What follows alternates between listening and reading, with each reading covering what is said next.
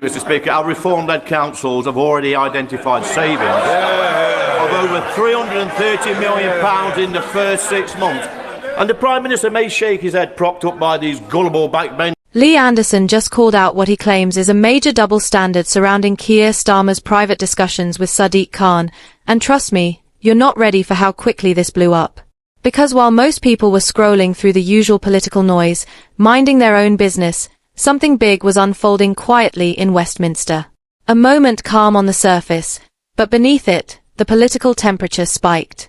At the center of it stood Lee Anderson, not shouting, not posturing, just delivering a cold, pointed challenge that instantly shifted the entire conversation. Earlier today, during a press briefing that turned unexpectedly tense, Anderson raised a simple but explosive question about Starmer's recent behind-closed-doors meetings with the Mayor of London, Sadiq Khan.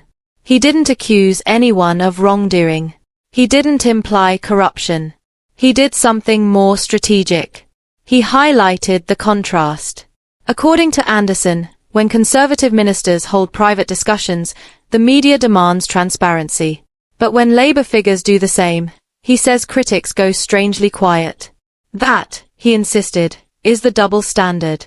And once he said it, political social media lit up. Here's the context behind why this moment hit so hard. For about a week now, Starmer and Khan have reportedly held several private meetings about policing priorities, city budgeting, and possible shifts in London's security strategy. Nothing illegal. Nothing extraordinary. But the timing raised eyebrows. Labour is facing heavy pressure, publicly, from the media, and internally, to clarify decisions shaping London's future. Anderson saw the opening and stepped in.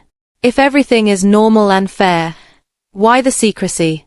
The question landed harder than a direct accusation because it tapped into something deeper, public frustration with selective transparency. Reactions rolled in instantly. Some online voices said, "This is exactly why people don't trust politics. Transparency always seems selective." Others agreed, if Conservatives had secret meetings, the media would be in meltdown. But critics pushed back too. Politicians have private meetings all the time, one said. Nothing unusual. Anderson stirring up drama for attention, another claimed. Yet even those who disagreed admitted the same thing. Anderson shifted the narrative. Because this moment wasn't about wrongdoing. It was about perception, and perception, once damaged, is almost impossible to control. Labour insiders reportedly felt the tremor as well. One advisor told a journalist, "This isn't a scandal. But it could become one if we don't handle it correctly." Another admitted, "It's not the meetings. It's how people view the meetings." And that's exactly where Anderson struck hardest. He delivered his message calmly, almost casually, as if stating something obvious. People expect fairness. You can't demand full transparency from others while keeping your own decisions tucked away in private rooms. And that hit a nerve. Because the public doesn't expect perfect leaders. They expect consistent ones. Anderson tapped straight into that frustration, and the response spread within minutes. Starmer later addressed the issue carefully, choosing his words with precision. He defended the need for private conversations to coordinate policy effectively and insisted nothing secretive or inappropriate had taken place. But even then, you could sense the tension, because once the idea of double standards takes hold, even a calm explanation sounds like damage control. And in modern politics, optics are everything. Today wasn't about exposing a crime. It wasn't about accusing Khan of wrongdoing.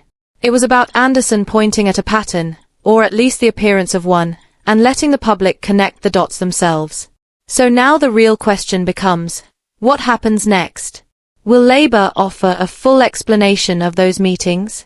Will MPs rally around Starmer and defend the private discussions? Will the story fade tomorrow? Or did Anderson just plant the seed of a much larger debate? Because sometimes, the real political earthquake isn't the original moment. It's the conversation that erupts afterwards. And judging by the reactions tonight, that conversation has only just begun.